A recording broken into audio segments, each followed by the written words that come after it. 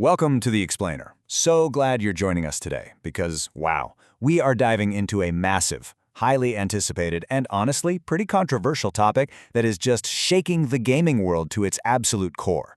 We're talking about the end of ownership, a massive shift triggered by none other than GTA 6. So, let's get focused, because the ripple effects of this, they go way, way beyond just one game.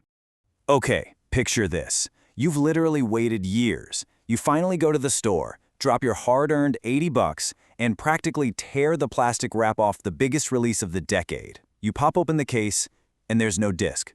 Just a single piece of paper staring back at you. Yeah, the community's reaction was immediate and completely visceral. People were instantly saying things like, "Rip to collectors. What's the value of an empty box?" It is a seriously jarring reality that millions of gamers are about to hit head-on. Okay, let's dive straight into Section 1. The empty box era begins. So bringing it down to the micro level, Rockstar's shocking June 2026 announcement basically comes down to this. The physical edition of Grand Theft Auto 6, it contains absolutely nothing but a 25-digit download code. No disc, no multi-layer Blu-ray, zip. Just a code you've got to punch into PSN or the Xbox store. Now sure, we've seen smaller indie games try this, but this is the very first time a AAA heavyweight of this absolute magnitude has totally abandoned the disc. It's a huge watershed moment. But to really get the full picture, we kind of need to zoom out for a second. GTA 6 isn't just some isolated random event, right? It's the climax of a decade-long industry trend. Think about it. We had the massive pushback against Xbox One's disc install policies way back in 2013. Then the launch of discless consoles in 2020. Alan Wake 2 going digital only in 2023. And then, in 2024, digital sales actually surpassed physical copies for the very first time. It's all been leading right up to 2026, where the biggest entertainment launch in human history simply says, no disc. The writing has totally been on the wall. All right, moving on to Section 2. Following the missing money. Now, Rockstar's official PR reasons for doing this sound totally practical. They say the game is massive, like rumored to be over 200 gigs, that discs are super expensive to make, and that they really want to guarantee a smooth, bug-free day one install. But if you look just beneath the surface, industry analysts are pointing to the real mechanics at play here. We're talking zero media production costs, absolute control over distribution, and the ultimate holy grail for publishers, killing the secondhand market dead. It's a pretty stark contrast between the public statement and the underlying business strategy. $80 million. Just let that massive number sink in. That is a super conservative estimate of what Rockstar saves in physical media production costs alone by ditching the disc. Think about it. If they sell just 10 million physical copies and they save the $8 to $12 it takes to manufacture, package, and ship a dual-layer Blu-ray case, bam, that is $80 million straight to their bottom line. But honestly, the financial motivations go way deeper than just production savings. Look at what these one-time codes actually eliminate. You can no longer resell your game. You can't lend it to a buddy for the weekend. And those GameStop trade-ins you used to rely on, completely gone. The crucial takeaway here is that the publisher isn't just cutting costs. They are effectively guaranteeing they capture 100% of all future revenue. Because now, every single person who wants to play GTA 6 literally has to buy a brand new, full-price license directly from the source. The secondary market, poof, gone. So let's look at Section 3. Who wins and who loses? Right out of the gate, the immediate loser in this new reality is the rural gamer, or honestly, anyone without incredibly fast internet. If you're lucky enough to have a 1 gigabit fiber connection, you're downloading a 200 gigabyte game in maybe 30 minutes. Easy. But on an average 100 megabit cable connection, you're waiting 4 to 5 hours. And if you're out in a rural area relying on 10 megabit DSL, you are literally staring at a progress bar for 48 straight hours before you can even launch the game. By removing the disc, the publisher is basically offloading the massive logistical burden of data transfer directly onto you, the consumer. And then there's the much bigger kind of existential loss. Game preservation activist Ross Scott actually sums this up perfectly. He says, when you bought a physical game, you owned it. With digital codes, you're buying a license, not ownership. For archivists and collectors, this is genuinely terrifying. We've seen the historical precedent, right? If the servers ever get shut down, like what happened with PT or the original Scott Pilgrim release, your game just dies with it. You aren't buying a game to put on your shelf forever anymore. You're just buying temporary permission to play it. Which brings us to Section 4, the $80 question. You know, the industry has really slowly boiled the frog on pricing over the last few years.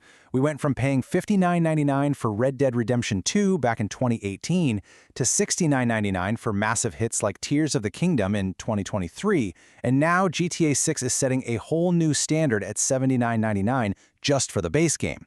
Now, what's really interesting about this is that Red Dead 2's Ultimate Edition was exactly the same price as GTA 6's, $99.99.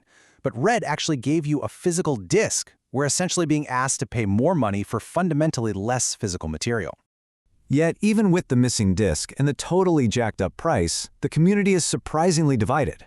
A recent GameSpot poll showed that 62% of gamers still say yes, GTA 6 is absolutely worth the $80. Only 28% say no, and 10% are riding the fence. A lot of folks are pointing to Rockstar's track record here. They consistently deliver massive, 100-hour, feature-complete games right at launch. So for those players, $80 for what could be years of entertainment in GTA Online is still an incredible value, even if it is just a digital code inside an empty plastic box. All right, moving to Section 5, the death of true ownership. So, thanks to California's AB 2426 legislation that passed back in 2024, digital storefronts are finally being forced to be totally transparent. Starting in 2025, whenever you buy a game digitally, you are hit with this very stark, unmissable warning. This purchase is a license, not ownership. Content may become inaccessible in the future. I mean, it's right there in black and white. The law has finally caught up to the reality that we aren't actually buyers anymore. We're basically just long-term renters in the digital space. And the legal landscape globally? It is incredibly messy.